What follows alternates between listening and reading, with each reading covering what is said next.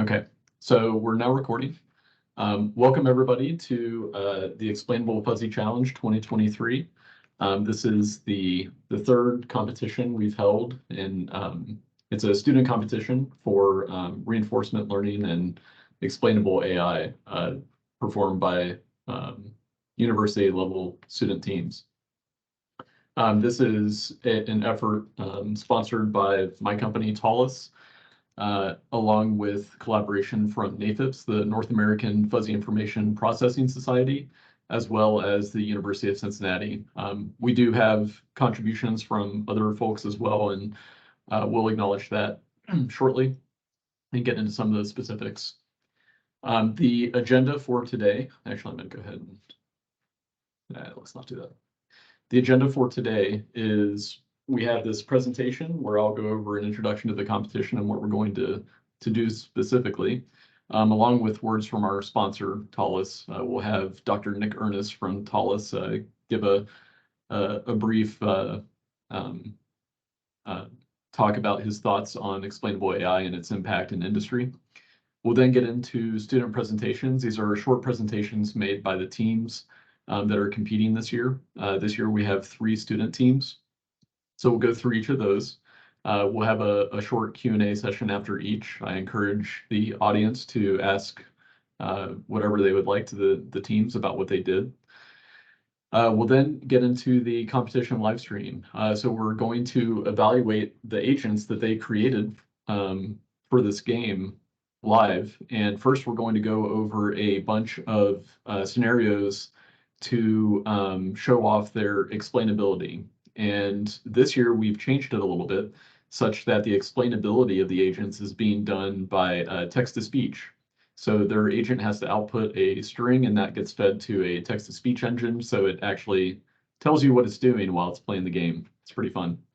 And then after that, oh, and by the way, we have a panel of judges, which I'll get to in a second, that will be judging the explainability of each of the agents. And the teams are also scored on that. Then we will have a playoff. We'll talk about the game specifics in a second, but this year we've changed the format to be a playoff because the game is adversarial. So instead of having the team's agents compete separately in the environment by themselves, they will compete directly against other teams' agents. We'll go over some performance results after that, and then we'll get into closing remarks. So an intro for the challenge itself, the Explainable Fuzzy Challenge. It's a competition using fuzzy logic and machine learning methods to play a video game. Students create an AI system to control agents in the Python arcade game Kessler. This is based on the classic arcade game Asteroids. And so the basic idea is that you have a field of asteroids that are moving around, and you have a ship that has a gun that can shoot the asteroids. And if you shoot the asteroids, they split into smaller asteroids. But that's how you gain score in the game as well, by the number of asteroids that you hit. We also have a criterion that the agent needs to explain its actions in some way. So that's one reason why fuzzy logic has been a focus. Throughout the year, this is a year-long challenge. It starts at the beginning of fall semester and ends, in the spring, towards the end of the spring semester. But in the fall, we typically have a number of seminars given to the students in order to help them get up to speed on a number of topics related to this. So we go over things like fuzzy logic. This year, I gave that talk, telling them basically how to use fuzzy logic, how to create fuzzy inference systems, that sort of thing. We also typically do one on gradient-free optimization with a focus on reinforcement learning. Specifically, this tends to focus on genetic algorithms, but we also talk about a few other types of gradient-free algorithms. And this year, this was given by Dr. Nick Ernest here at Talus. We also had one this year on gradient-based optimization given by Dr. Barnabas Fede. That one was fantastic. We also had one on explainability of fuzzy systems given by Dr. Scott Dick. So this is fairly typical where we'll have a number of seminars throughout the fall to help students get up to speed on some of the concepts they may or may not be familiar with. We also do hold other seminars, but those are more on an ad hoc basis based on what the students are struggling with. Like we'll tend to go over a few things with coding best practices along with repository management. things like that to just help them manage their project. This year, we started off with approximately 21 students on 11 different teams. That's how many we had register at the beginning of the year. We had 3 teams submit agents for the competition. That's been a similar trend for the past couple of years. We've had a number of teams start off the year by registering and attending the seminars, but then don't submit final agents. So that is something we would like to increase as we move forward, is the retention of students. But that's, I think, one of the big benefits of the competition as well, is even if you're not submitting agents, you can gain a lot from the seminars and interacting with the other student teams. So a brief history about XFC. So 2021 in the spring was the first competition that we held.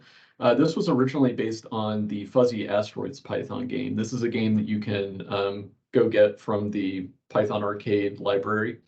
It's open source. However, it's not very conducive to machine learning. It's relatively buggy. It's not very user-friendly and wasn't really built with reinforcement learning in mind, so it's not very efficient. However, we had 3 student teams compete that year, and they only had 1 semester to do so instead of 2. And they performed really well. The following year, last year, we extended that to be the full year. And we also extended Fuzzy Asteroids, the game, to be multi-vehicle, and such that the agents they created had to control both single and multi-ship scenarios. We had about 12 teams sign up, and 2 submitted final agents that year. We also had multiple seminars, like we did this year, on a number of different concepts, fuzzy logic, reinforcement learning, gradient-free optimization, that sort of thing. We also have recordings of a lot of the seminars and the live streams from the previous competitions. You can see these on our YouTube channel. You can go to this link. But if you just search for XFuzzyComp or Fuzzy Competition, it should be the first channel that comes up. So not only do we have prior competitions, the entire live stream, like this one we're doing today, in the seminars, but we also have some fun highlight videos. So I'm actually going to show a couple of those right now, just to give you a taste of what this looks like if you're not familiar. And there is audio. Please tell me if it's too loud. I can't tell because I'm streaming my audio across the capture.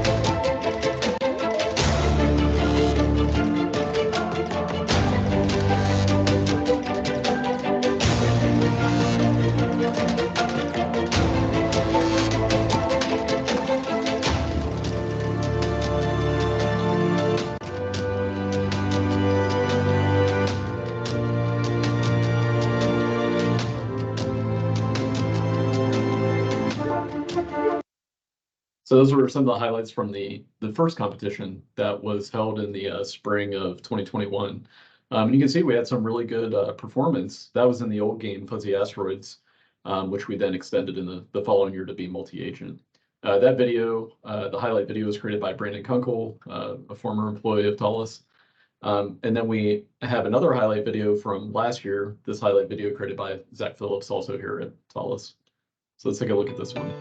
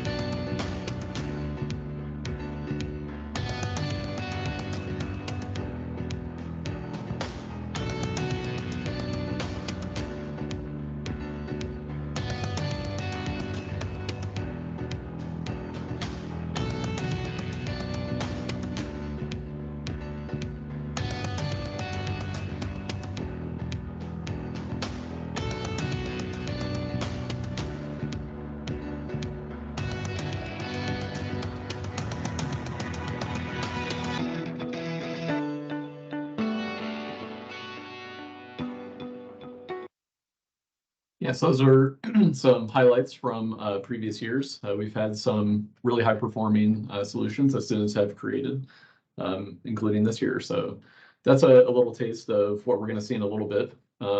Although those were in the previous game, Fuzzy Asteroids, and we switched to a different game this year. The organizers for the competition are myself. I'm a senior AI researcher here at Tallis. I'm the lead organizer, along with Lynn Pickering, who has helped out making some of the examples for students, and Sam King, who has not only made the website, but has kept up being a team liaison, so communicating with teams and exchanging files as needed, things like that. So thanks to them for helping out. I would also like to recognize our judges for the explainability portion today. We have Sam King again. He's a senior autonomy engineer at Intramotive. We have Dr. Javier Viña Perez, who's a postdoc AI researcher at MIT. We have Dr. Brandon Cook, who's an engineer at NASA Ames, and Dr. Nick Ernest, who's the chief architect at Thales Avionics here in Cincinnati. So the judges will judge each solution based on their explainability. They will be scored based on criteria such as the ease of understanding the explanations, the sensibility of the actions from explanations, and the quality. So there's actually a rubric that we have that was developed from a number of publications in the field of XAI, helped in, mainly by Dr. Scott Dick, who created this rubric last year, and so we're continuing to use the same one. The solutions will be run through dedicated scenarios to elicit these explainable behaviors. Really want to just see what the reasoning is for performing certain actions. So I mentioned Fuzzy Asteroids. This is the new game called Kessler. It's essentially the same game, but it was built from scratch in Python, and it was created to be much more easily used for machine learning and reinforcement learning. It's more stable, it's much faster. The interfaces are very similar, so minimal rework for the student teams.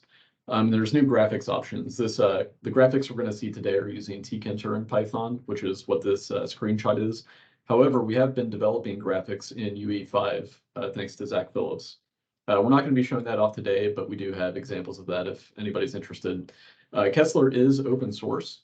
You can go to this repo and you can download it. It's also on PyPy, so you can just pip install Kessler game. And you can go off and use it. We encourage people to do so, make their own solutions, and play around with it. We're also open to suggestions for modifications to the game. That's one thing we've discussed a lot is we continue XFC, if we decide we want to make the game more challenging or add different aspects into it. Anyway, this is a 3-DOF simulation. It wraps at the edges. So the asteroids and the ships can wrap around the edge of the screen, although the projectiles that the ships fire do not. So the vehicles can rotate, move forwards and backwards, and fire. The asteroids hit with projectiles break into smaller pieces. And in this simulation, they now preserve momentum, including if a ship hits them. Any piece contacting the vehicle will take a life of the vehicle, and the vehicles have 3 lives each. So basically, they can be hit 3 times. Now, after they are hit, there is a small period that they're invincible, essentially, such that they don't just immediately die if there's an asteroid just on top of them. It is now adversarial. So there are multiple ships in the environment, but they are being controlled by different control systems. The ships can only shoot other asteroids, though. They can't shoot the other ships, at least currently. They can collide with each other, however, and so that is still something they have to take into account. So this is just a larger screenshot of the game with the tkinter graphics. We'll see this, multiple times shortly. But we have the play area with all the asteroids, the gray circles, and then we'll have 2 ships in each scenario. They're in this circular. They have this circle around them, which represents their hitbox. It's just a simple radius. But then we'll have some information about each vehicle that's in there, the team that they're on. In this case, they're on separate teams, what controller they are running. It'll have information about the lives they have left, their accuracy during this scenario, the number of asteroids hit, and then bullets left. Bullets left, by the way, we do have certain scenarios where they have a limited number of bullets. Most of the scenarios we'll see today, though, this -1 just means they have unlimited ammo, so they can keep shooting as much as they like. Just to show you, one thing that has been developed by Zach Phillips is UE5 graphics as well. So in this case, this is running the same game under the hood, but then it's piping out information to be shown in UE5, Unreal Engine 5 graphics. So this is in active development. There is a version of it that is out there if you would like to play with it. So yeah, it's pretty fun. The scenarios that we're going to see today, there's going to be multiple different ones for different reasons. Some are designed explicitly to elicit certain behaviors like avoidance, or force them into situations where they have to fire. You know, they can't just fly around the screen. The difficulty and number of asteroids vary. The simulation time limit's actually a bit different for each one, but most of them are 30 seconds. And then explainability, we have dedicated scenarios made for explainability similar to the ones we see on the right. So some of the things we might be looking for is which asteroid does it prioritize and why? Or if it has threats from a particular asteroid, does it decide to eliminate that threat or go after another asteroid for some reason? We also have ones where the asteroids are effectively in, there's very little difference between them, but they're placed in such a way such that the agent has to choose one of them, and it's interesting to see why that might be. So the way we are going to do competition scoring is it's based on the number of asteroids hit during all the scenarios evaluated. We'll take a look at what the stats are for that after each matchup. If there is a tie in asteroids hit, the tiebreakers will include accuracy, and then after that, total deaths. The playoff seeding was determined by scoring the agents against a base agent that was created here at Talos. It's a fairly simple agent. We just ran all of the student solutions against that to see how they scored. Since we had 3 teams this year, it's a 3-team single elimination format playoff. And so round 1 will be seed 2 versus seed 3. And the final round will be seed 1 versus the round 1 winner. The seeding that we found after running them against this basic agent was the first seed was Baja Blasteroids, which is Daniel Heitmeyer and Garrison Wetengel, sorry if I'm butchering that, from the University of Cincinnati. Our second team seed went to Team CIL OMU with Ayato Tomofuchi, Takeru Kanishi, and Takato Kinoshita. They're from the Osaka Prefecture University in Japan. And then our third seed was Team BB. This is Luke Mostert. Hopefully I'm pronouncing all of these correctly, but I'm sure I'm butchering them. Christian Yan from the DigiPen Institute of Technology. So our first round will be the second seed versus the third seed, and then we'll see the winner of that against the first seed. We will see all of them individually against, not against, sorry. We'll see each of them individually also in the explainability scenarios, though. The prizes this year for first place in the playoff is $1,350. Second place is $850, and third place is $400. We also have 2 other prizes that are based on the judges' scoring. So we have the most explainable solution, which is $200, and the most innovative solution, which is another $200. I would also like to highlight NAFIPS 2023. This is the annual conference for the North American Fuzzy Information Processing Society. This year it's being held May 31st to June 2nd at the Digital Futures Building at the University of Cincinnati here in Cincinnati, Ohio. You can see more info on the website here. We are having a special session on XAI this year. We'll discuss the competition and results. We'll have an open discussion on improvements to XFC. And we will dedicate some time for the winning team to give a presentation this year. We are working with organizers to facilitate that. So some special thanks. I would like to thank Dr. Barnabas Bede from the DigiPen Institute. He promoted and encouraged students to participate in XFC since the inception, and he donated time by giving those seminars on gradient-based learning. Dr. Scott Dick from the University of Alberta. He has served on the judge panel in our current XAI criteria based on his suggestions, and he also gave a seminar on XAI. Dr. Nick Ernest from Thales, he's promoted and sponsored XFC since its inception by donating prize amounts. He's also given multiple seminars on gradient-free optimization. Zach Phillips, he's the main author of Kessler and led efforts to make it much more user-friendly for students to work with. And Dr. Kelly Cohen at the University of Cincinnati. He's promoted XFC to many student teams since we started. One more thing before I turn it over to Dr. Nick Ernest for a quick word from our sponsors at Thales, but the scores for explainability and innovative prizes will be collected, and teams will be notified by 5 p.m. on April 14th, that's a Friday, about the final prizes. They'll either be dispersed by Thales or NAFIPS. We don't have those details yet, but we'll get those to the teams as soon as possible. So now I'd like to turn it over to Dr. Nick Ernest for a quick word from our sponsor, Thales, about the importance of competitions like this. Perfect. Thank you, Tim. I'm going to go ahead and steal the screen from you. Is this coming across okay? Yep, looks good. So real quick, a little bit about Thales, although I realize that many of you on the line probably are familiar with us by now. But because we're not so huge here in the U.S., I wanted to share this. So we are primarily a aerospace and defense organization. We're headquartered out of France, Paris, France, but we have a pretty big footprint in the U.S. I think it's around 7,000 employees here in the U.S. But globally, we're over 81,000 employees right now.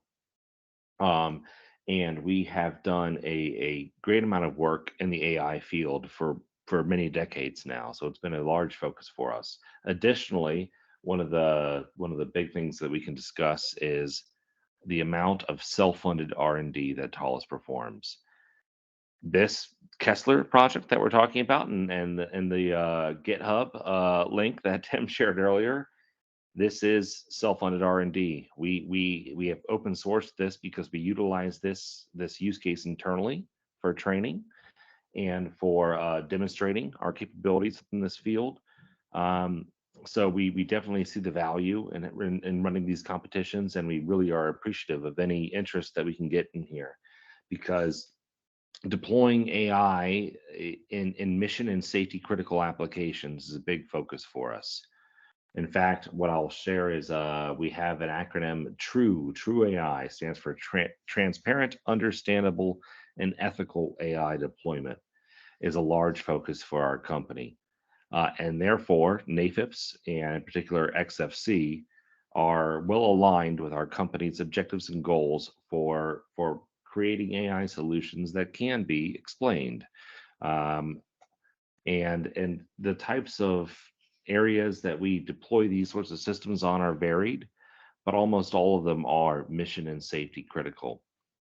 When it comes to fuzzy logic in particular, we actually have a toolkit, an SDK that we have developed and have commercialized since early last year, that allows us to deploy these sorts of fuzzy-based AI systems to problems of pretty high scale, certainly well more complex than XFC, but it still serves as a prime example. And not only do we advertise the fact that the system is explainable, I would be remiss to not mention the fact that additionally we do a lot of formal verification research, in no small part due to Dr. Tim Arnett's great work, where not only can fuzzy bring the benefits of explainability and transparency, but can be formally verified, and therefore combined with that explainability to be able to mitigate any sort of concerns that would come out, or traces of counterexamples that would come from that process. So long story short, I'll just close it here and say that our interest in this competition is absolutely focused on fuzzy and explainability, but do know that the fuzzy element also brings this other capability, which is highly important and highly critical when it comes to let's just say, certified software for these sorts of systems. So thank you again for your participation, and really look forward to seeing what the teams have this year.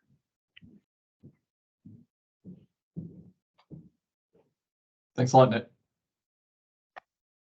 So now we're going to move on to some student presentations. I'll go in the order of seating. So first, let's go with Baja Blasteroids.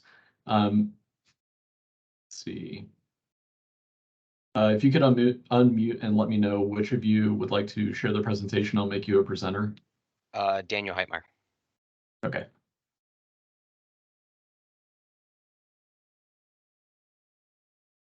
Okay, Daniel, you should be able to share your screen, and we'll do about 10 minutes, including a short Q&A. So over to you. Cool. I believe you all can see that. Yep, looks good. Sweet. So we're Team Baja Blasteroids. Sorry if there's confusion because the other team is BB. We Garrison's not here, so it's just me. He's at a presentation and for House Space Grant something. But anyway, start off just some common utils that we ended up using a lot and were very helpful. Basic distance, a closing rate, which is how quickly an asteroid is approaching our ship. There's also a gamed ship frame to basically account for the wrapping of the borders, some other relative headings, notably desired angle. That one's used very much for when we actually aim and target the asteroids, and then some simple conversions. But into the overall system, first we do a shooting and avoiding threat assessment for every single asteroid. That can take a little bit hypothetically, but I argue it's necessary. And then we go into selecting which of the 3 controllers that we're going to use. So there's either we're respawning or just avoiding. There's an ammo saving where we try not to fire repeatedly at the same asteroid. And then there's just a general aggressive shooting. So I'll follow with the shooting.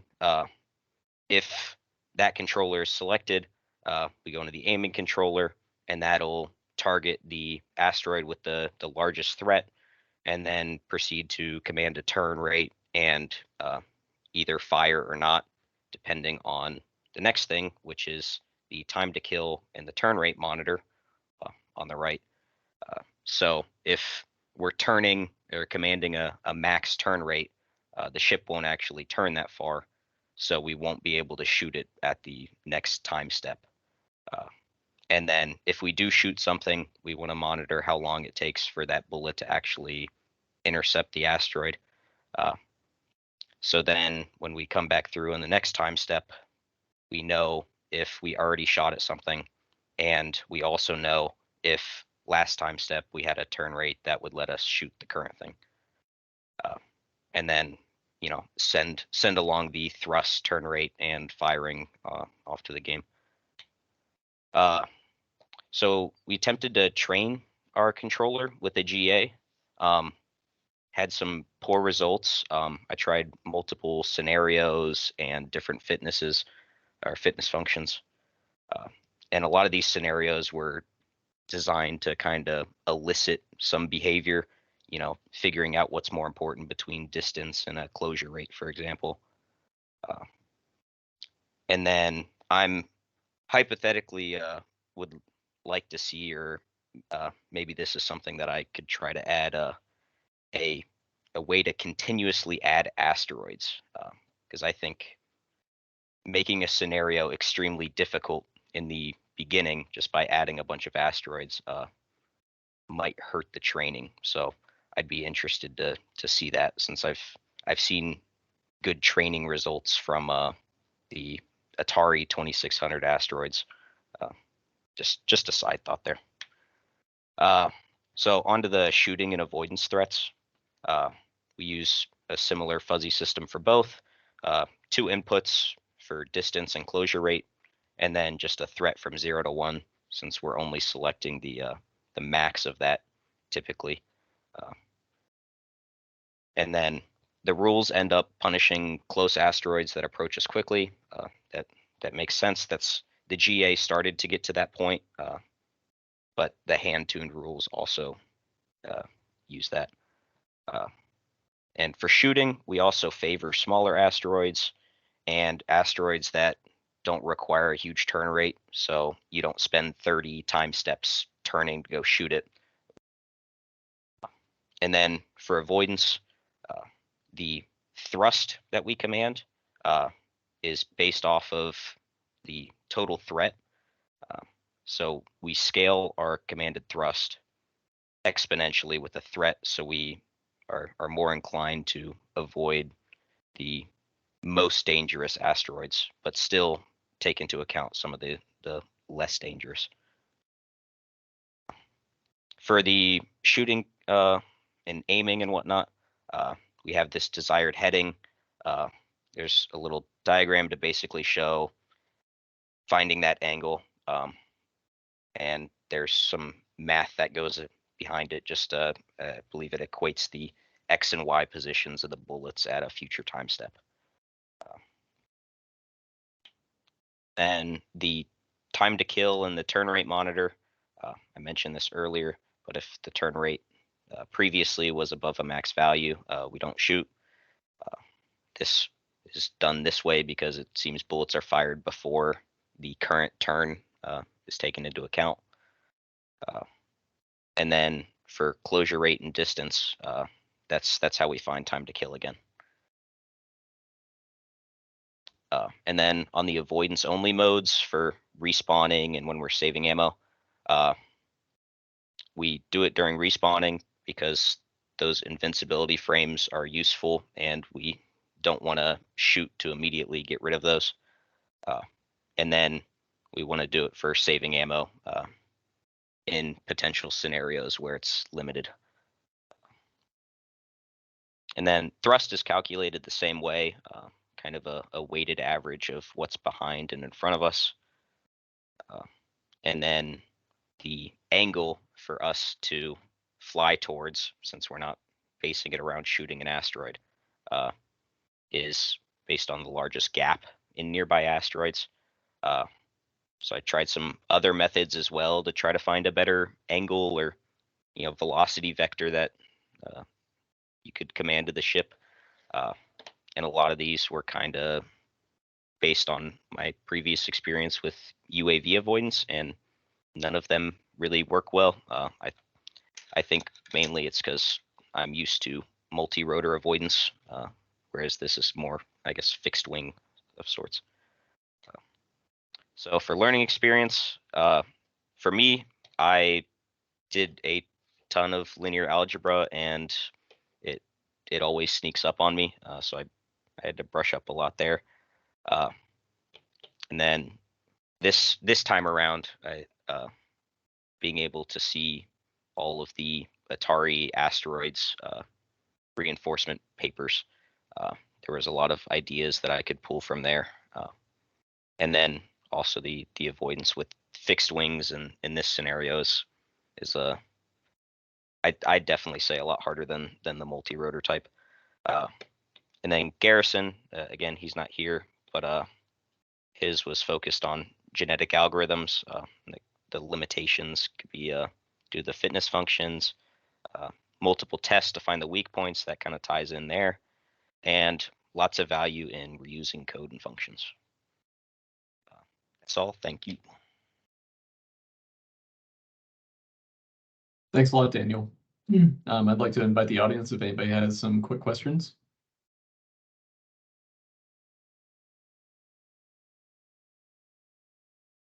Okay. If not, we will move on to the next team, which is the team from CIL OMU in Osaka. So Ayato, are you able to? I'll make you a presenter, and you should be able to share your screen for your presentation. Yes. Hello.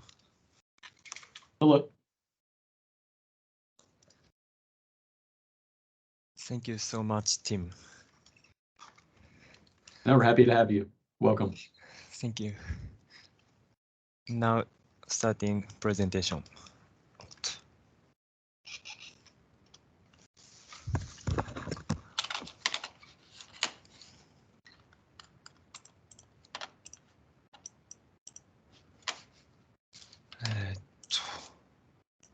Sorry.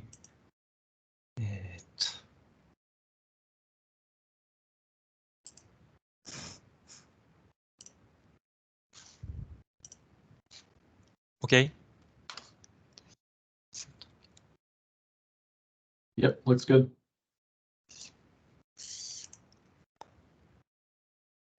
Sorry. Wait a minute.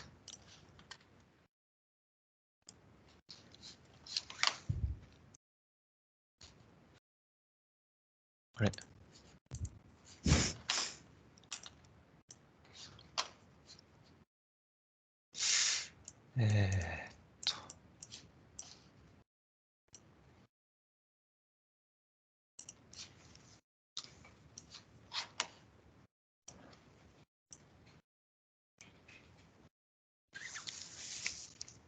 Hello. Hello. I'm Ayato Tomofuji, a leader of our Computational Intelligence Laboratory team from Osaka Prefecture University in Japan. First of all, I would like to look at our goal and approach. The goal is to create a controller with high game performance and high explainability.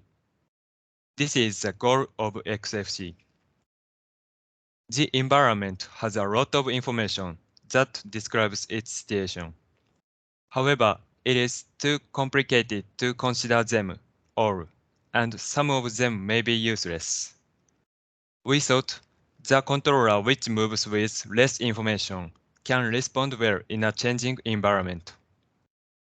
We propose a controller that only considers the information of the closest asteroid. Let's take a look at the overall view of the controller. The three outputs of the controller are thrust, turn rate, and fire. We use the fuzzy system for the thrust and turn rate outputs. From the environment, the fuzzy system gets the position of the nearest asteroid. The timing of shot firing is determined by the positions of the 5 nearby asteroids. Next, I'll talk about firing system. Our firing system is very simple. It observes the 5 asteroids nearest to the ship. If any of the 5 asteroids have an angle of 30 degrees or less, the ship will fire. The system is not sniper, just fires. Next, I'd like to talk about our fuzzy system. The fuzzy system makes a decision with the distance and angle from the ship to the nearest asteroid. The distance is defined by the Euclid distance between the ship and the closest asteroid, while the angle is defined between the bow direction and the asteroid. Let's take a look at the whole of fuzzy system. The inputs of our fuzzy system are the absolute value of angle and the distance to the nearest asteroid. These two are input to each membership function. The outputs of membership functions are the matching degrees of distance and angle. The input space of distance and angle are divided into 5 and 3 triangular fuzzy sets, respectively.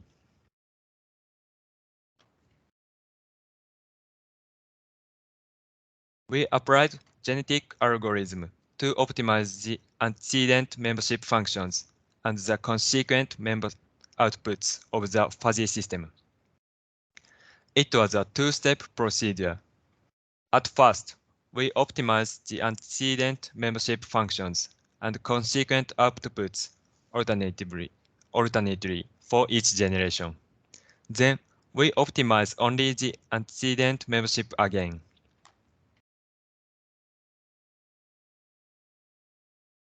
This slide shows how the optimization changed the antecedent membership functions. We believe that the optimized membership functions are still easy to understand.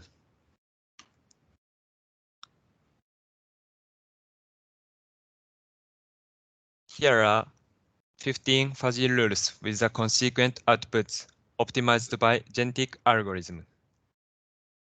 The final outputs are calculated by the weighted sum of the matching rules. VC is very close. C is close, moderate, F far, and VF is very far.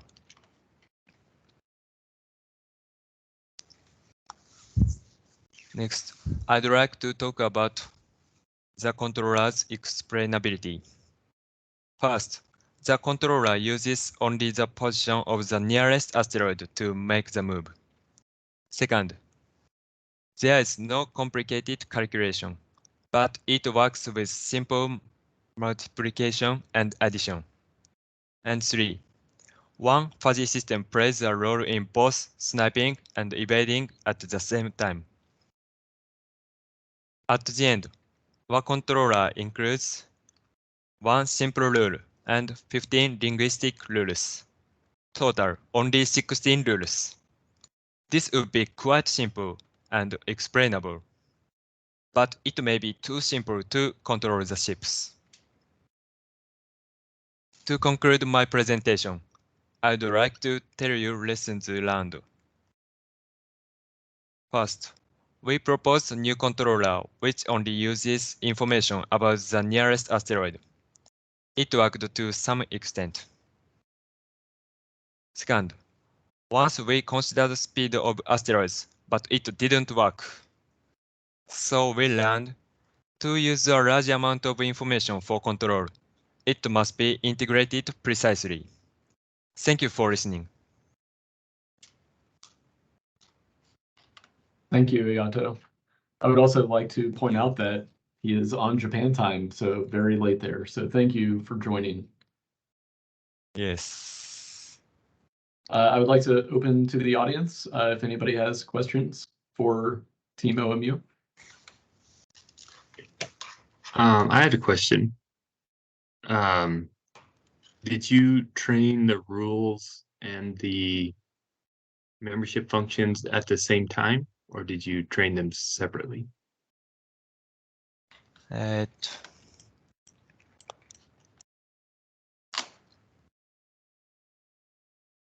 Sorry. We trained to optimize the membership functions and outputs same time. Thank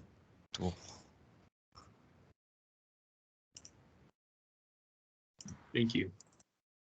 Sorry.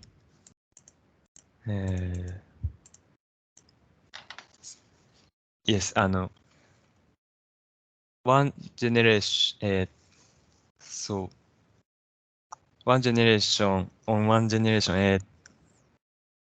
we train membership function, and the next generation, we train outputs.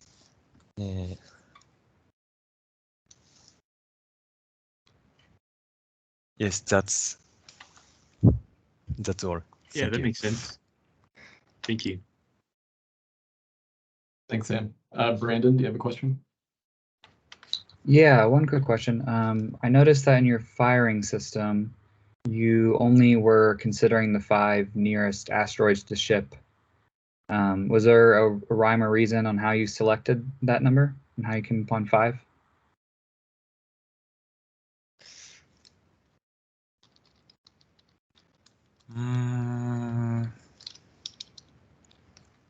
We try it.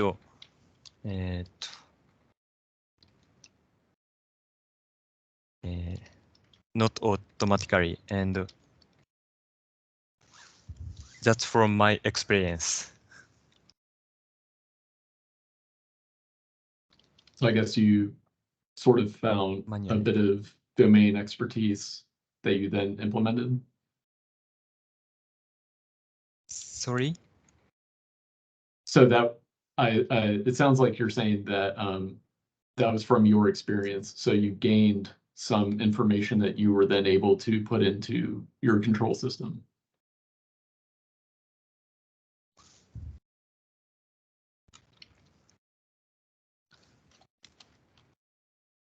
That's okay. I think that's what you're saying. No, that's okay. Thank you. Thanks. All right, let's go ahead and move on to our third team. So team BB, if you can unmute whoever's going to be the presenter, and I'll make you a presenter. Luke Mostert will be presenting. Okay. 1 second.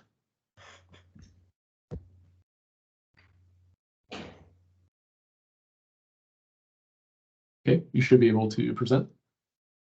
Okay.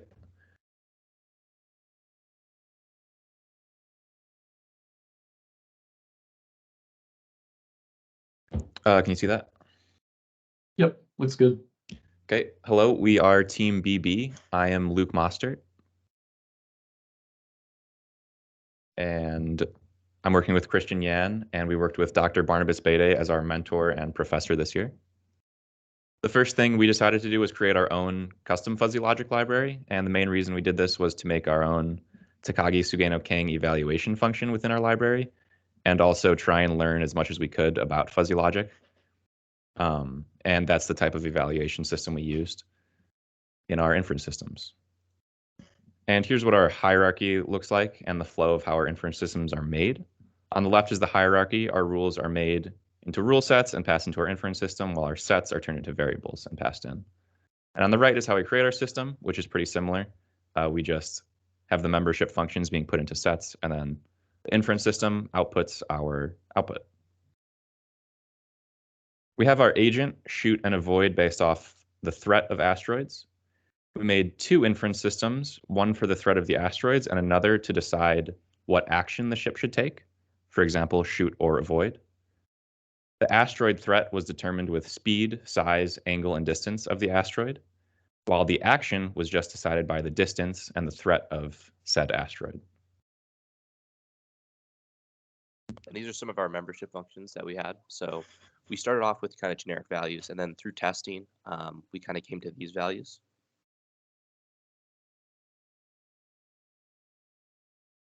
And then these are some of our rules. So we had 27 rules for our threat system, and then 4 for the action. So as Luke said before, we took in the speed, and then basically the position from the asteroid or the distance, and then how close the angle was to the ship. So that would be like the ideal path for the asteroid to hit the ship.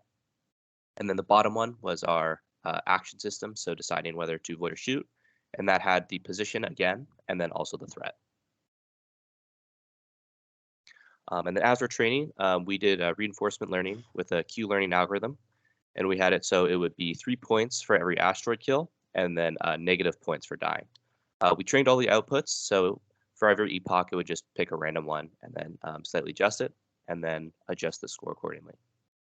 We did about 40,000 epochs, and then it varied between doing like 10 to 15 asteroids, and then the time limit of the games would be probably around 10 to 20 seconds. And then actual time-wise, each epoch took kind of between 6 and 25 seconds, depending on the time limit. What we learned, well, this is our first time doing any fuzzy logic, so that's kind of why we made the library to start. It was completely new to us, so we thought it'd be best if we had a good kind of base understanding, so we thought that'd be the best way to do it. And then same with reinforcement learning. We've never done that before, so it was pretty cool to see how it learned. Obviously, we didn't do the 40,000 epochs in kind of one batch, so seeing like the small adjustments it would make over all the epochs was really cool. And that's everything. Thank you for listening. Thank you, Luke. I'd like to open up to the audience first for Q&A.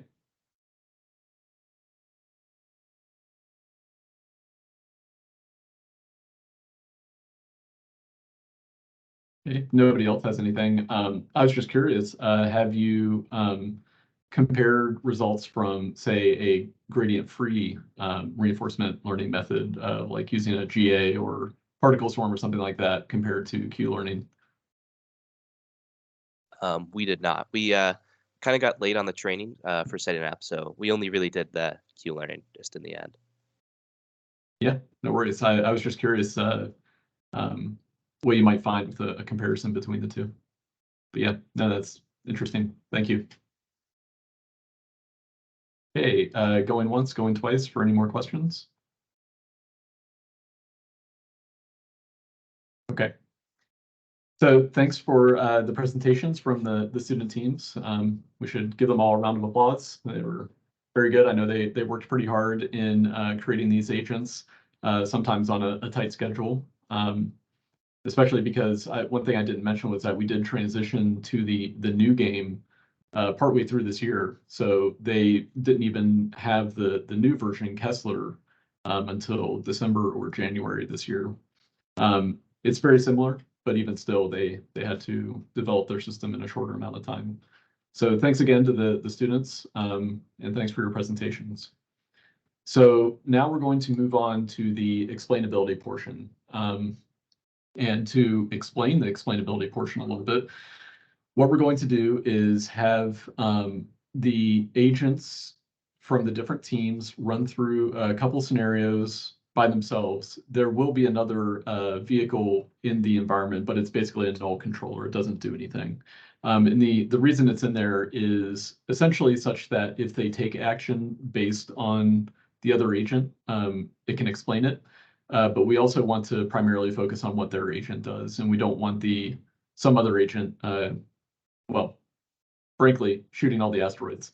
We want to see what their agent does specifically. And it is text to speech, and the way it works is I'll share my screen and pipe the audio through so the judges and everybody else can hear the explanations. The explanations are being given by their control system such that it sends a message to a separate process, the text-to-speech process. And so what that means is once they send an explanation to that process, it will read off that explanation in its entirety before it collects another one. So even if they're sending a message every single time step, it will keep reading that message until the next one. And we'll run through a number of scenarios. I will let you know that there is a little bit of a technical thing where I'll have to change the scenario for the explainability portion manually. And so we'll go through a couple of those, a set of about 6 each. They're relatively short scenarios. And then we will, after that, move on to the full playoff where we get to see them play against each other in a lot more interesting scenarios. So give me 1 second. Actually, I would say now's probably a good time for a quick intermission. So let's take a few minutes, let's say 4 minutes. So we'll be back at 2:03 p.m. Eastern, and I'll get the scenarios loaded up and share my screen, and we'll get rolling. So I'll be back. We'll be back for the explainability portion at 2:03 p.m. in 4 minutes. Thanks.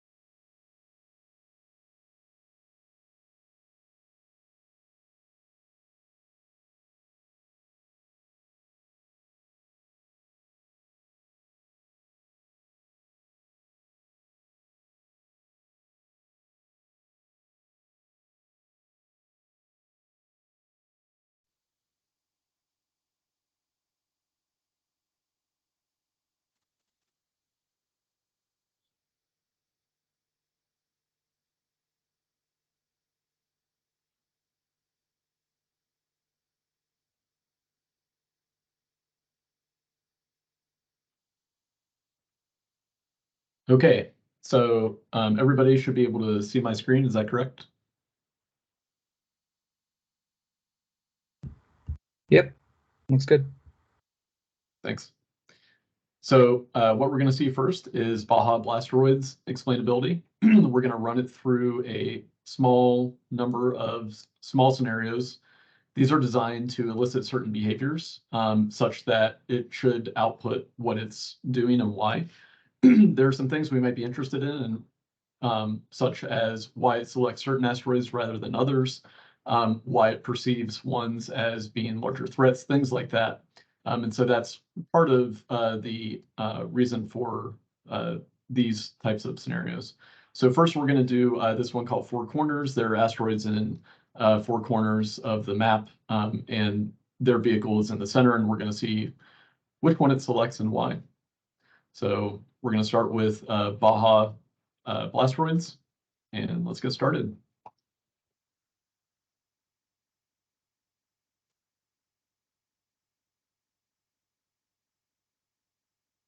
Starting the game. Starting the game. Starting the game. Starting the game. Starting the game. Starting the game. Starting the game. Starting the game. Starting the game. Starting the game. Starting the game. Starting the game. Starting the game. Starting the game. Starting the game. Starting the game. Starting the game. Okay. Well, we saw some interesting behaviors that targeted the smallest two asteroids first. It appears we're only getting one message out of their controller, which is acknowledging that it started the game. I don't know, Baja Blasteroids, if you're wanting to comment, any comment on the explanation? Yeah, so all my explanation, it prints out the last thing that I updated. So there was no change in what controller it's using, and there's really not any explanations. In hindsight, I should have included explanations for when it's actually in that shooting controller. Gotcha. Well, we'll run through a couple more at least to see what it selects for different situations. So this next one, this is a situation where the vehicle is put in between two asteroids that are coming towards each other. And so the vehicle has to decide which one to prioritize, even though they're effectively the same due to symmetry. So let's see what it selects. Starting the game. Starting the game. Starting the game. Starting the game. Starting the game. Interesting. It definitely went towards the top one first, and we're seeing some behavior from their controller where it seems to maybe potentially being getting stuck in between modes where it can't select asteroids in certain situations. Now let's look at the next one, which is another one with asteroids coming from top and bottom. Starting the game. Starting the game. Again, selected the top one. I wonder if there might be something in the rule-based or membership functions that is doing that. Now we have one where there is a single asteroid, but it's larger, and they start off facing it directly. Didn't seem to have any issue there, although that one was too fast to get an explanation message out, apparently. So this is another one with two asteroids. They are further away, and again, symmetry, so we're going to see which ones it targets. Starting the game. Starting the game. Starting the game. Starting the game. Starting the game. Starting the game. Starting the game.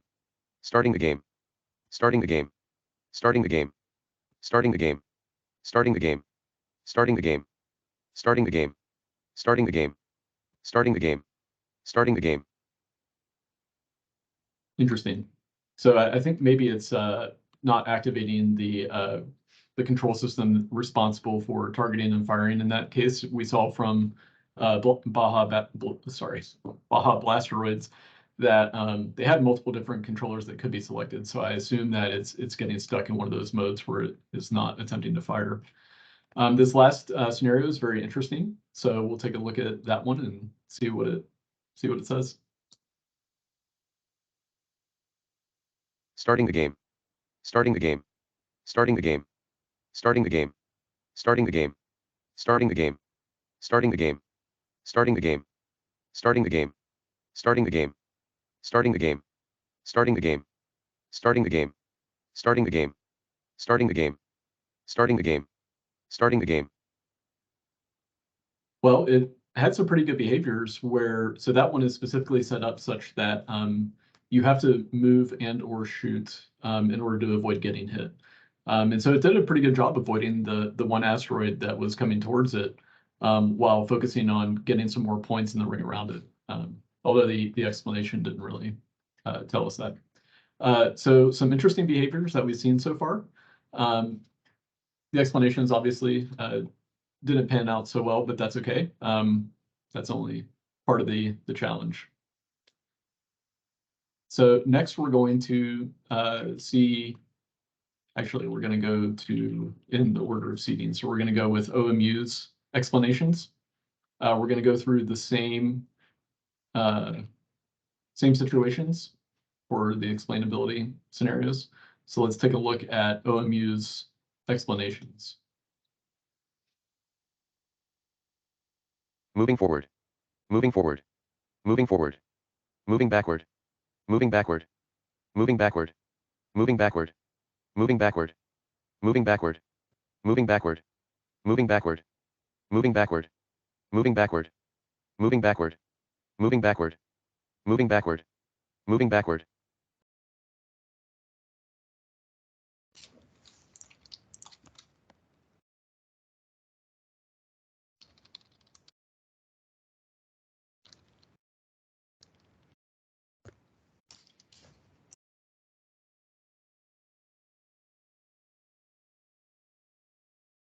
Hey everyone, Tim just notified us that his computer blue screened, so he will be back shortly.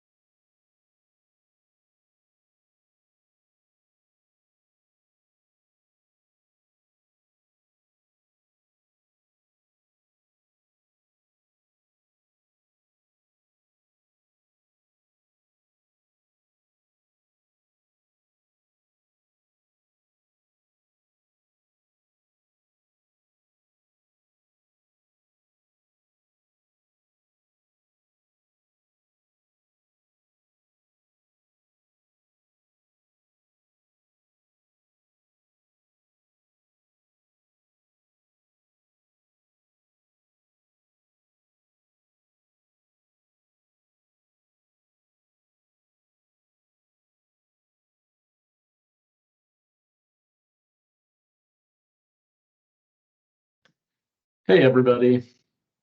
Apologies. You know, it's always interesting when you run live code and get interesting problems.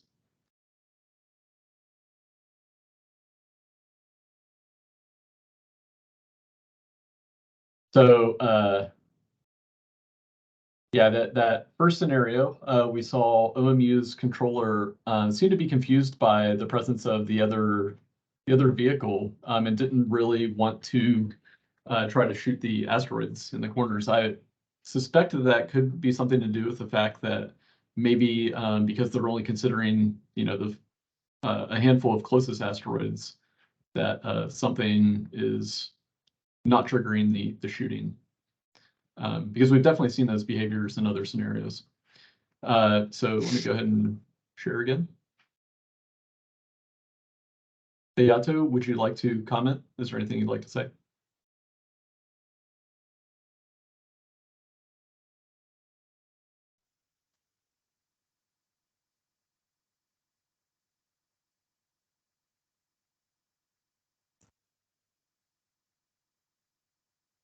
Okay, so we're gonna move on to the next scenario where we have the asteroids going up and down towards the vehicle, and we're going to see which one it prioritizes and see if we can get an explanation for that.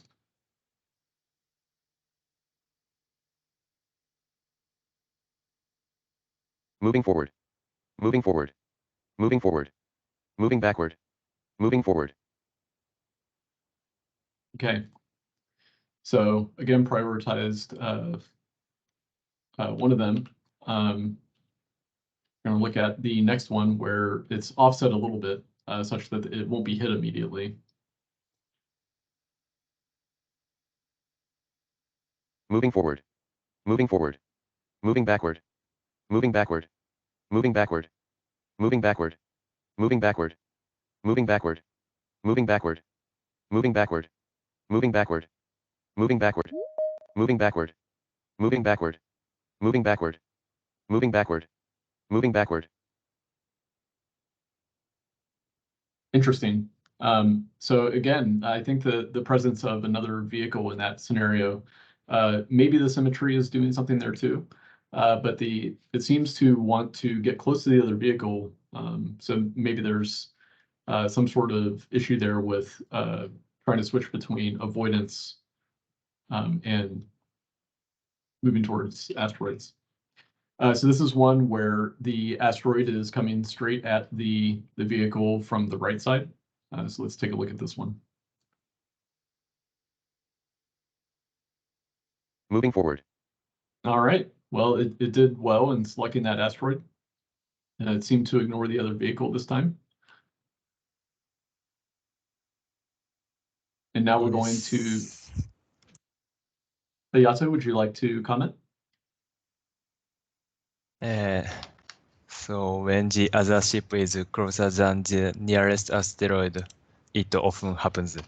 Yes. I see. No, that makes sense. Yeah. Yeah. So maybe something to consider for extending your controller for next year. So now we're going to look at two asteroids further away, but again, moving up and down to see which it prioritizes.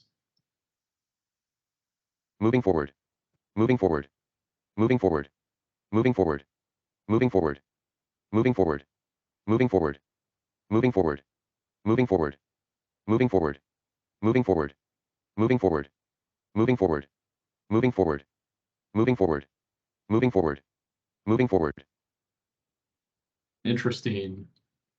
So I think we're seeing there that same behavior where it's closer to the other vehicle and is kind of ignoring the asteroids at the moment, which, you know, they don't present a huge threat. So that could be a potential reason. And finally, we're going to take a look at the ring from OMU's controller, see how it handles it. Moving forward. Moving forward. Moving forward. Moving forward. Moving forward. Moving forward. Moving forward. Moving forward. All right, well, it did get hit by the one asteroid moving towards it, but it seemed to deal with the rest of the asteroids pretty well. And in that situation, we saw that it definitely prioritized shooting the asteroids over avoidance, unlike the previous ones that we saw. Okay, so that was OMU. So now we're going to move on to seed 3, Team BB.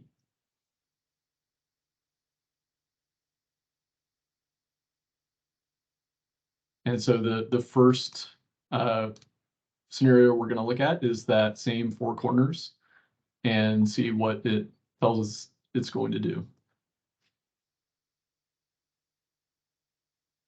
I am shooting at an asteroid that has a threat of 0.09, is 570.09 units away from me, has a speed of 0.0, and has a size of 1.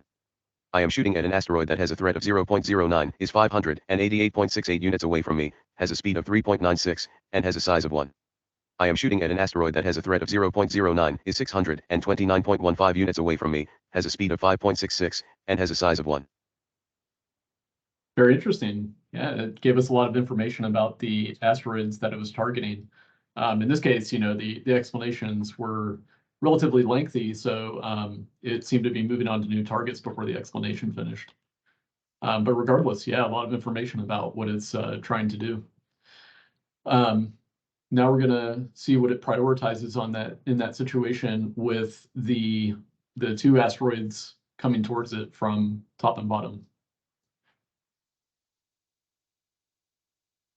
I am shooting at an asteroid that has a threat of 0.26, is 200.0 units away from me, has a speed of 60.0, and has a size of 2. I am shooting at an asteroid that has a threat of 0.56, is 61.5 units away from me, has a speed of 24.08, and has a size of 1. Interesting. Team BB, would you like to comment on the prioritization of different asteroids and the threat assessment that it's giving to them?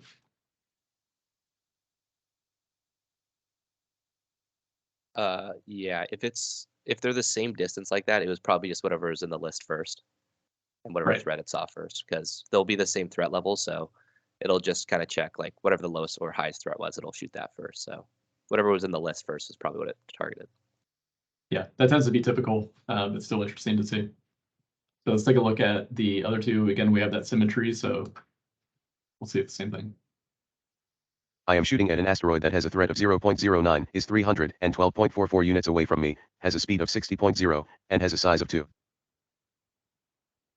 I mean, in that scenario, their controller was just too good. It ended the scenario before we got many more explanations, but that's okay.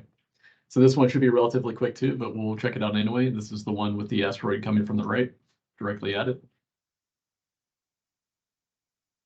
I am shooting at an asteroid that has a threat of 0.39, is 250.0 units away from me, has a speed of 100.0, and has a size of 2.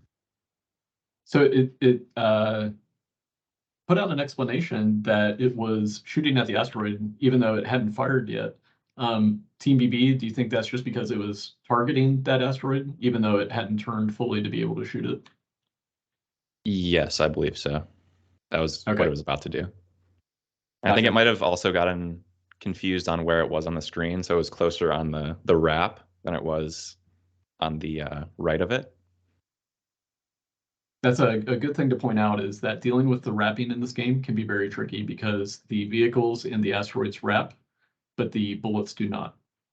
So you do have to account for that in some way. And we'll actually see some fun scenarios in the playoff that specifically force the teams to sort of deal with that. So we'll take a look at the other two asteroids. I am shooting at an asteroid that has a threat of 0.52, is 194.0 units away from me, has a speed of 60.0, and has a size of 3. I am shooting at an asteroid that has a threat of 0.56, is 89.9 units away from me, has a speed of 58.1, and has a size of 2. I am shooting at an asteroid that has a threat of 0.5. Yeah, in that case, we're getting messages from a dead vehicle because it had already sent them to the server. But yeah, we saw some more interesting behavior where it selected one of them, like Team BB said, probably first in the list because of the symmetry. But then it didn't seem to avoid those. Oh,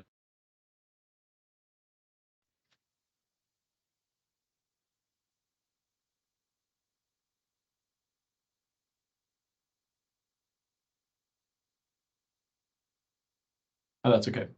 Let's go ahead and take a look at the final one, the ring. See how it deals with being inside that ring and having another asteroid coming towards it. Uh-oh. Running live code.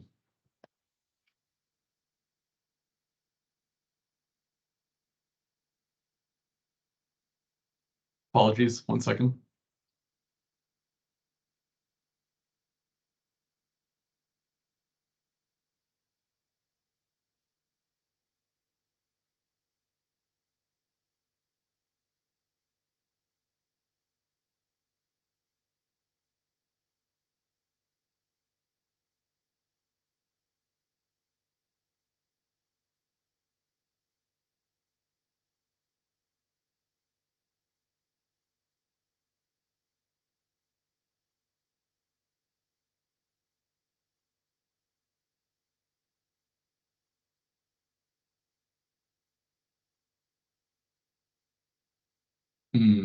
Apparently we're having an issue with the controller for some reason.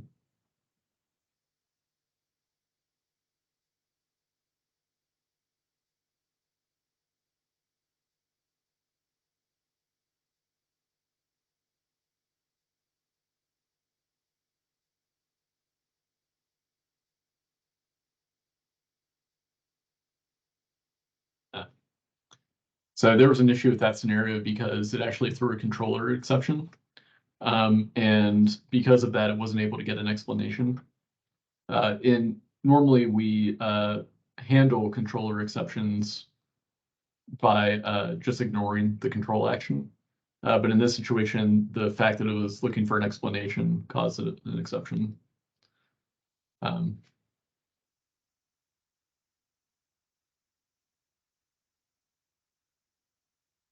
Yep, unfortunately, looks like we won't be able to see that scenario for Team BB.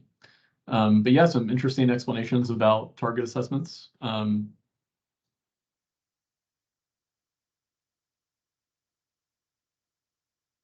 yeah, we got some very interesting behaviors out of the prioritization.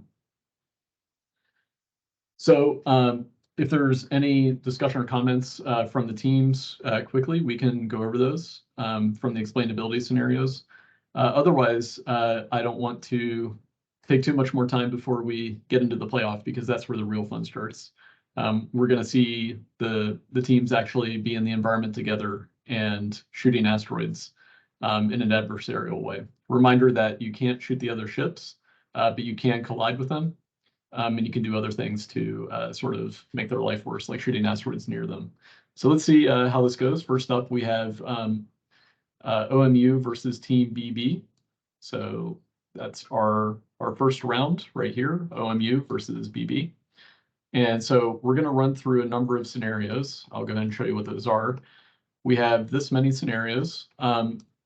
The first four are essentially random positioned asteroids.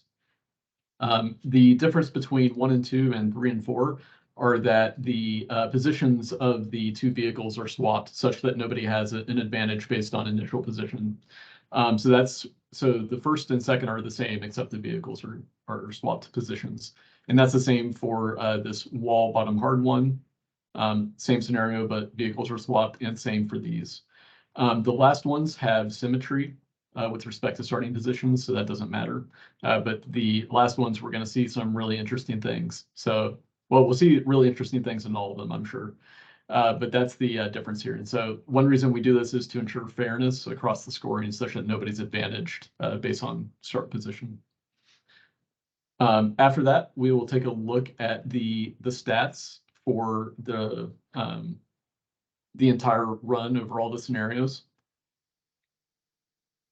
All right. Without further ado, this is Team OMU versus Team BB.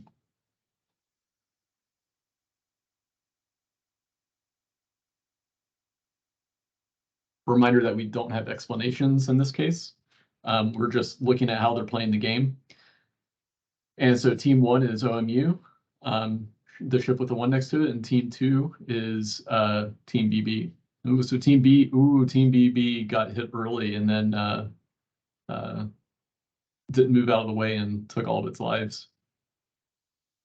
Team OMU seems to be doing pretty well, even though they mentioned that they have a sort of a greedy approach towards focusing on nearby asteroids.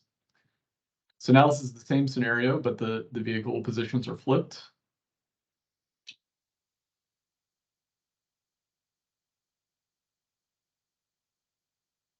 They both seem to be doing relatively well. Team 1 seems to be more aggressive. Oh, flew into some asteroids there without avoiding. Team BB, do you find that your controller tended to prioritize firing over avoidance? Yeah, I think it did. I think we might have had a newer agent as well that was more even that we submitted after, but I don't know if I think it's the older one that we have in here right now.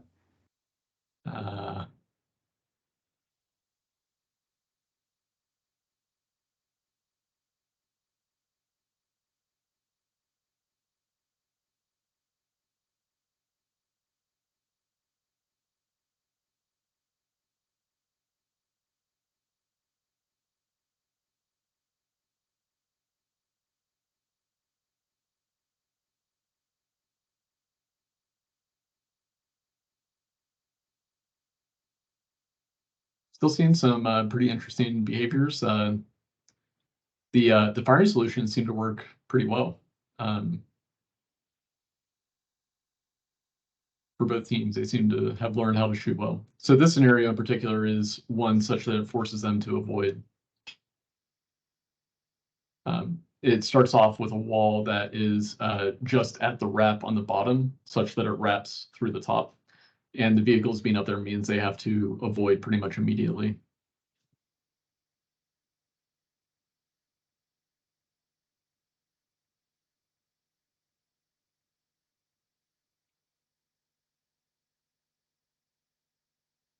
One thing we saw there from Team 1 was that it got hit almost immediately, but then started firing. And as soon as you fire, you lose your invincibility. So you get invincibility for a short amount of time after you get hit, assuming you still have lives remaining.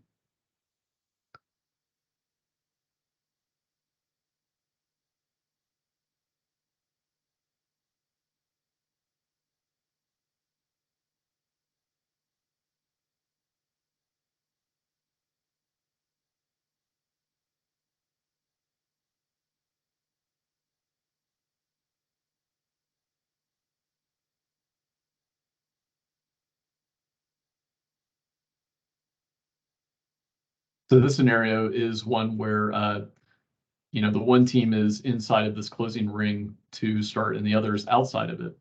Don't worry, there's another one where the opposite is true.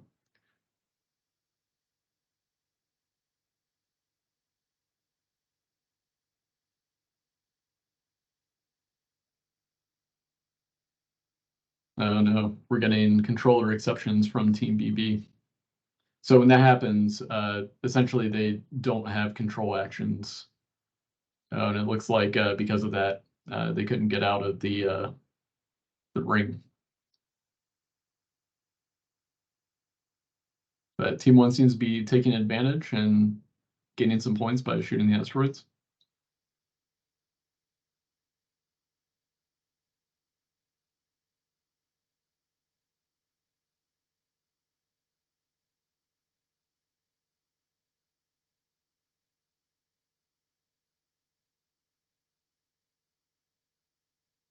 And we saw a nice little small evasive maneuver there. Although, like Team OMU mentioned, they're only considering the 5 nearest asteroids.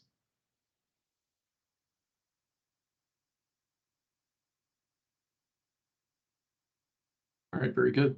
We're getting another controller exception from Team BB. It seems like there might be something in the symmetry or with the rings closing like that that is catching edge cases in their control system.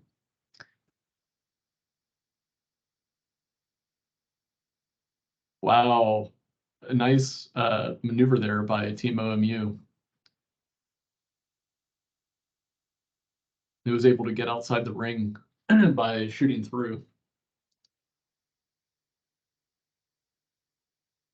Yeah, so I wonder if there's something in Team BB's controller such that the symmetry is causing it to not do something correctly. This is an interesting case where they're both inside the ring together because you can potentially help or really hurt your adversary. Oh, looks like Team OMU tried to shoot while in their invincibility frames. Team BB was able to get out though. Wow. They were able to take advantage of their invincibility frames and get outside the ring. Now let's see if they can get some more points. This is one of the hardest scenarios because the asteroids start off moving very quickly. You're almost guaranteed to lose a life in this scenario.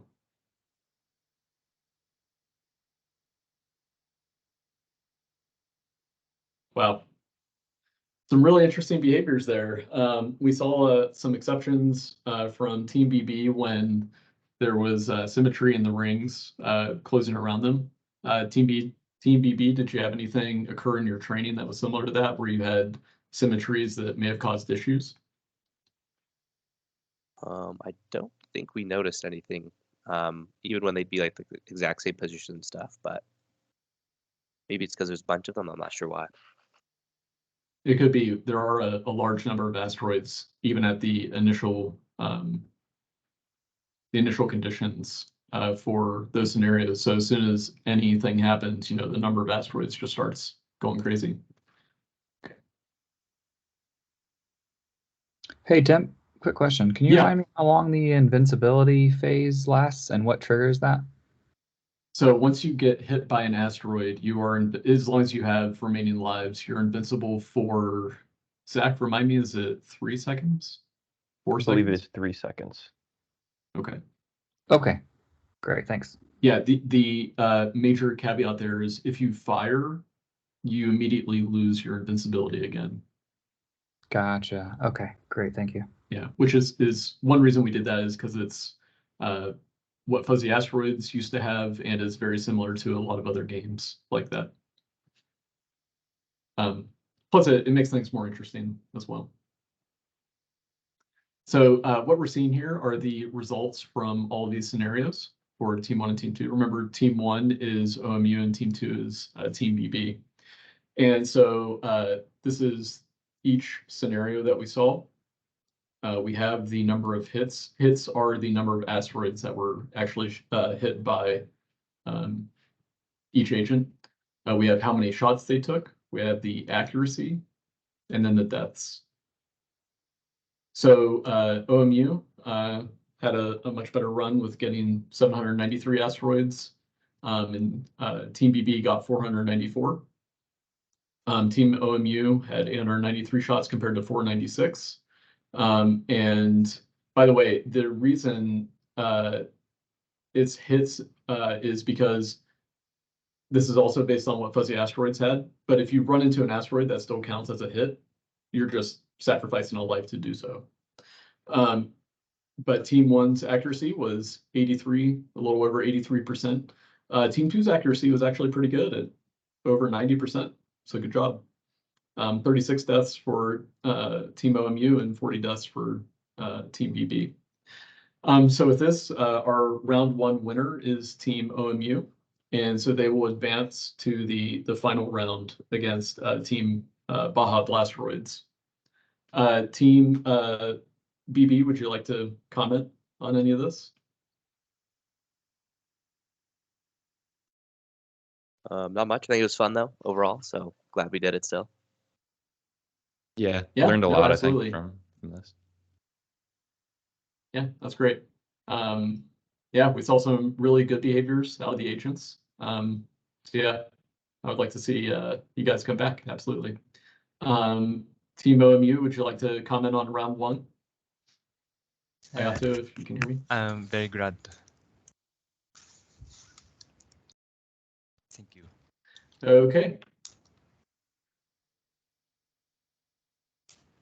Give me 1 second, and then we'll fire up the final round between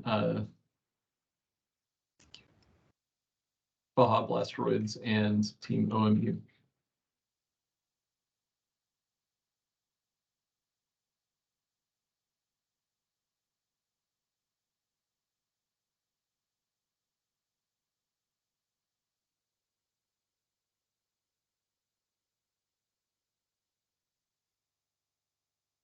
Okay, so now we have our final round.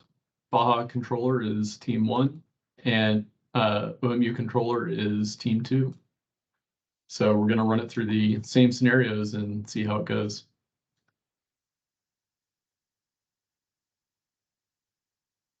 And by the way, Baja Blasteroids gave us a custom image for their vehicle. So that's why they have this different looking vehicle, which is they made their own based on an F-22. Ooh, some really interesting behavior here where Baja Blasteroids seems to be getting stuck in some avoidance modes and can't decide between controllers to fire or not.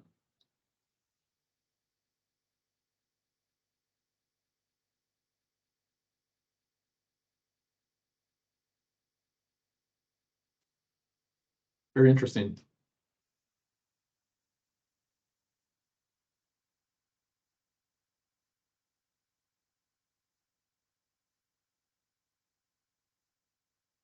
Ooh, they ran into each other, neither vehicle trying to avoid the other.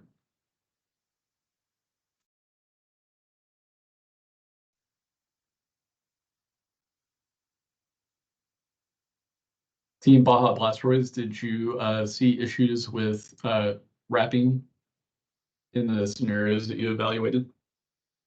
Not really. I accounted for it in avoiding and not shooting. I'm kind of confused why it's not shooting as much as normal.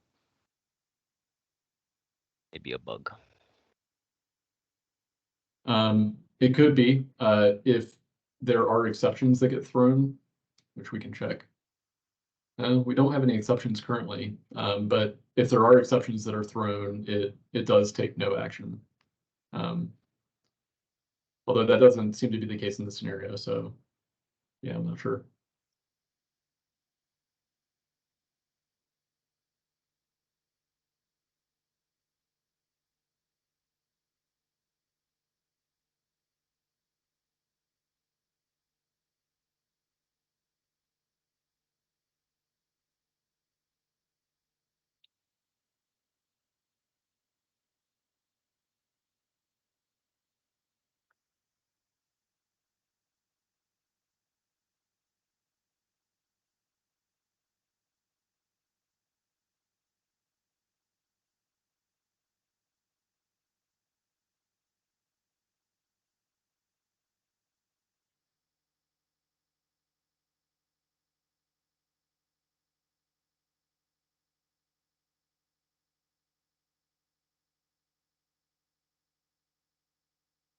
Team Baja, if you don't mind me asking, what sorts of scenarios did you use when you were constructing your fizzes?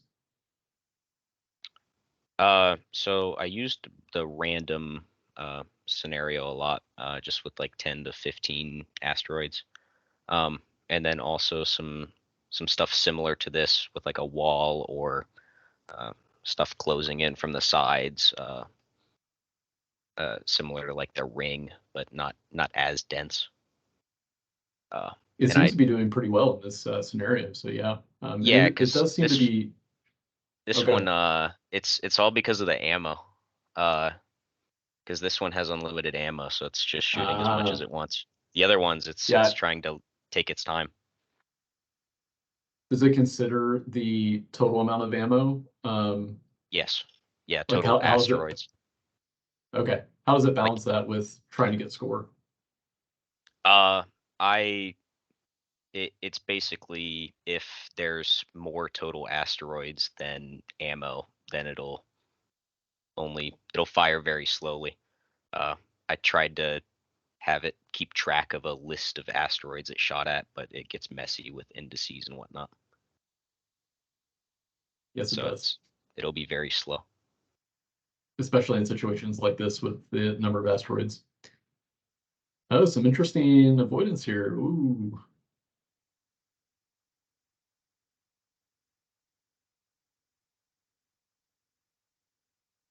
It does seem to be firing quite a bit more in these types of scenarios rather than the earlier ones we saw.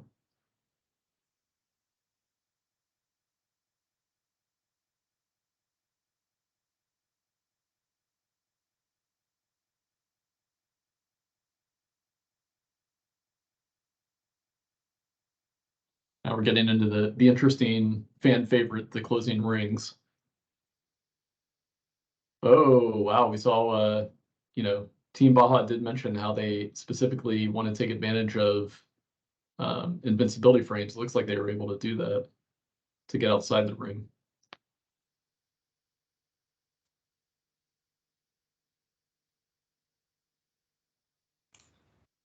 Team OMU performing pretty well too, getting quite a few hits.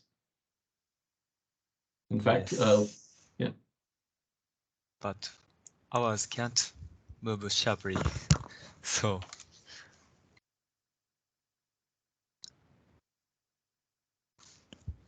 Oh, unfortunate.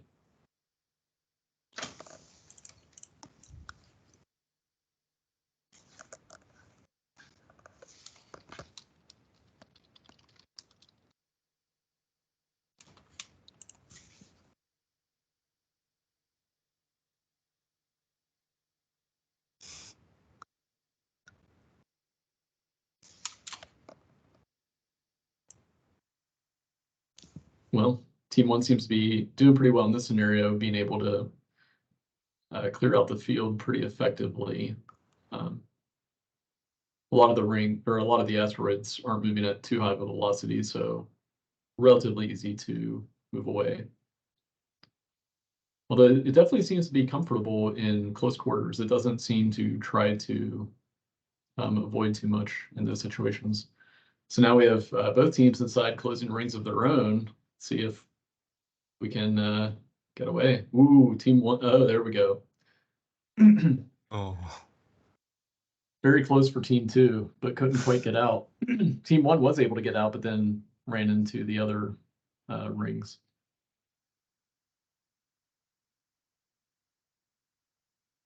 Ooh, well, team 1 was able to get out with 2 lives remaining. Awesome.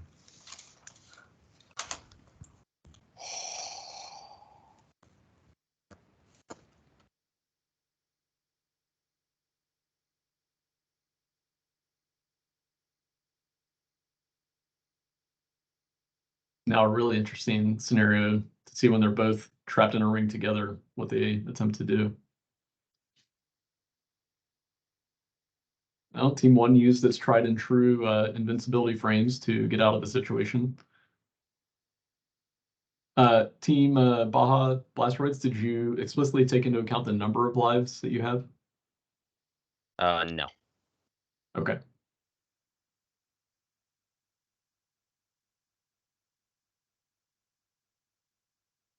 And one of the toughest scenarios. Ooh.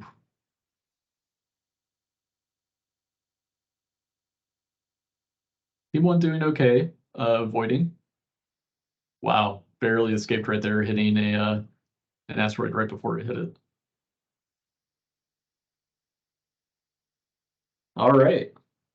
Well, some really interesting behaviors that we saw. I think the main theme there was Team Baja's taking advantage of the invincibility frames to get out of particularly bad situations. But OMU had a lot of really good points scored in a lot of the scenarios. I don't know, Team Baja, would you like to comment? Sure. I'd probably like to try to take advantage of even when we have limited ammo, start firing more. That's probably my main concern there. Yeah, I think it's always a balance, right? We didn't have too many scenarios this year that had limited ammo, and even then, the ammo limits were relatively high. Most of the time, there were at least 3/4 of the number of asteroids, potential asteroids for each team. But yeah, that could be a thing where your agent evaluates the, you want to balance the gain and score versus being conservative, especially depending on how good your aiming system is. But yeah, maybe in the future, some reinforcement learning might help your agent learn how to do that effectively in different situations. So let's go ahead and take a look at the results. Okay, so team 1 was Team Baja Blasteroids, and team 2 was Team OMU. So Team Baja Blasteroids had 1,123 hits, asteroids hit. Team OMU had 576. Team Baja Blasteroids took 1,328 shots compared to 616. Had an accuracy of 80.29 compared to 89 for Team OMU. So again, pretty good accuracy from Team OMU. And Team 1, though, clearly in a way, getting a lot more asteroids and having a lot fewer deaths. I suspect a lot of that was due to those invincibility frames, taking advantage of that to move around to different areas while you can. But yeah, congrats to Team Baja Blasteroids for winning the playoff over these challenging scenarios. So give a quick round of applause. And round of applause for all of our student teams. It's not an easy challenge, obviously. Doing reinforcement learning in an environment like this, or even just implementing expert knowledge systems in an environment like this, such that it's effective, is not so easy. So congrats on doing so. Congrats on having agents that perform pretty well. And thanks again for joining in the competition this year. We hope all of you will join again in future years. So with that, I'd like to open up to the audience as well to discuss, and if they have any questions for the teams or any comments, please do so. Hey, Tim, I have a quick question. I guess first, congratulations, everyone. This was a fantastic competition. I think everyone did a great job. I guess this is a general question for all the teams. Did anyone here try to get closer to an asteroid before firing to improve their accuracy rate? Or perhaps if you didn't do that, did you look at where the asteroid was traveling, so when your bullet reached it, you had a better chance of hitting it, or did you just look at where it currently was located when you fired?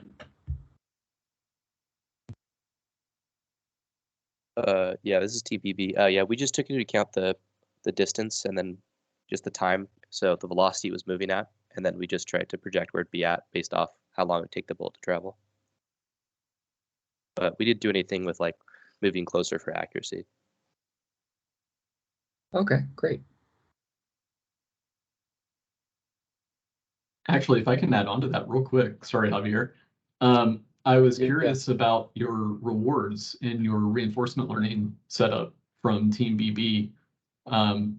What it learned to do with gain expected reward by doing things like that. I'm just curious what you saw from training. Yeah, so we did like the last week we were doing trainings. So we kind of started off with a bunch of different stuff. So we had it originally that the lives were worth, like if you would fully die, it'd be like -50, I think. And then killing an asteroid was only 1 point. And each test we did, we'd run overnight. We did it at our school, so we kind of ran it overnight at a computer there. So for the first, I'd say like 3 days, it would just pretty much constantly lead to it only avoiding, since a lot of the time it would get to the dying reward is just too big. So we lowered that, and then we also upped it from 1. So yeah, it was originally 3 for killing an asteroid, and then we moved it to 3 so that it would get more points. And that helped, but it was still kind of leading towards kind of always avoiding. And then we added in a kind of like win reward. So if you got more points than our other agent, which was just like an older version, you get points. But that actually made it even worse, because then at that point it would not dodge it, or only dodge and just hope the other ship dies, and then it would get that like small positive reward. But yeah, we didn't notice too much, just kind of that. And then we ended up kind of coming to where we got, where it was a much smaller reward for death and more points for killing asteroids. Yeah, that makes sense. That's always an interesting problem in reinforcement learning scenarios with how you do reward shaping, or in the case of GAs, how you define your fitness. Yeah, but very interesting. Yeah. Sorry, Javier, I know you had a question. Yeah, well, very good, everybody. I really like the work that you put together here, and sometimes the scenarios, maybe they don't represent all the effort that is behind in some cases, but some others they did, I think, and there's a lot of interesting maneuvers that we've seen, so there's definitely work behind, so well done. I was gonna talk a little bit, maybe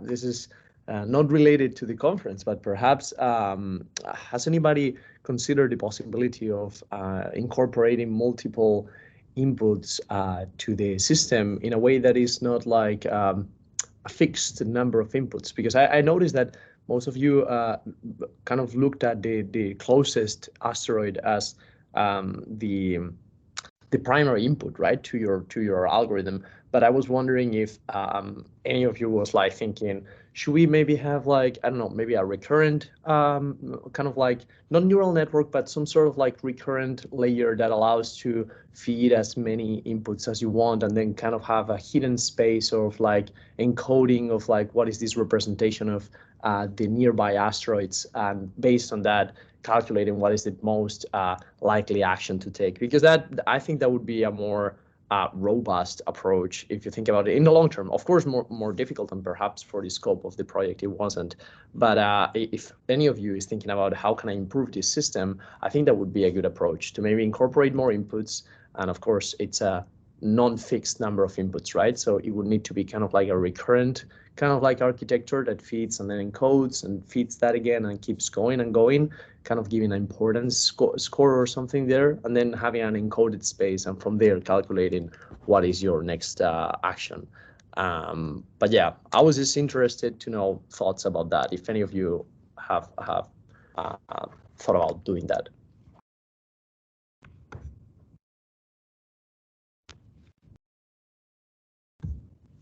Or like, how did you consider the multi-input problem? Have you even thought about it?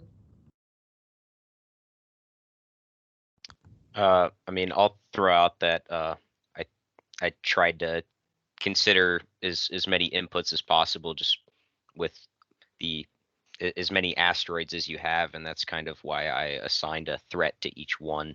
So then you could figure out what the maximum of that is. So I mean, it considers every asteroid. I'm sure it could get more complex. I see. But that is that a pre-processing stage, or is that fed into the actual fast inferencing system? Does it calculate like all the scores of all the asteroids and then attacks the one that has the highest score or something? Or is it like, I don't know, I wonder if, yeah, maybe I guess that works. Yeah. If you're processing the prediction of like every single asteroid, then yeah. Right, Tim? What do you think of that? No, I agree. We've talked a lot about that. You know, this is a game that we developed in part because we use it for internal training when we're teaching people genetic fuzzy trees.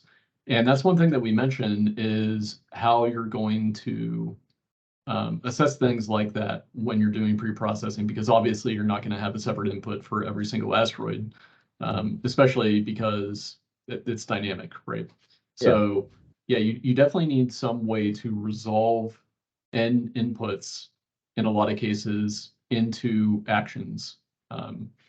So that's one way, is with recurrence. Another way is having something that encapsulates the entire space from the get-go, sort of like heat mapping, or we've done other things to do that, such that you resolve it in such a way that you get contributions maybe from each asteroid, which is what that Daniel you then was, consider.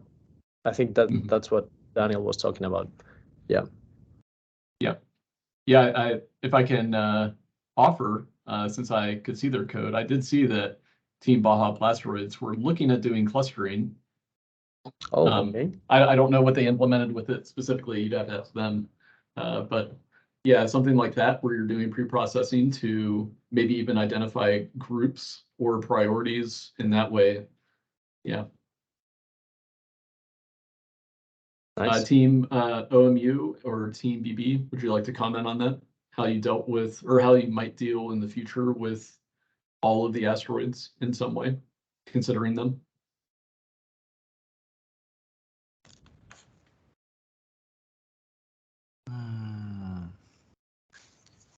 This time we thought about reducing input, but environment has a lot of information, so we want to use more information precisely. Yes, that's all. Thank you. So kind of one at a time, right?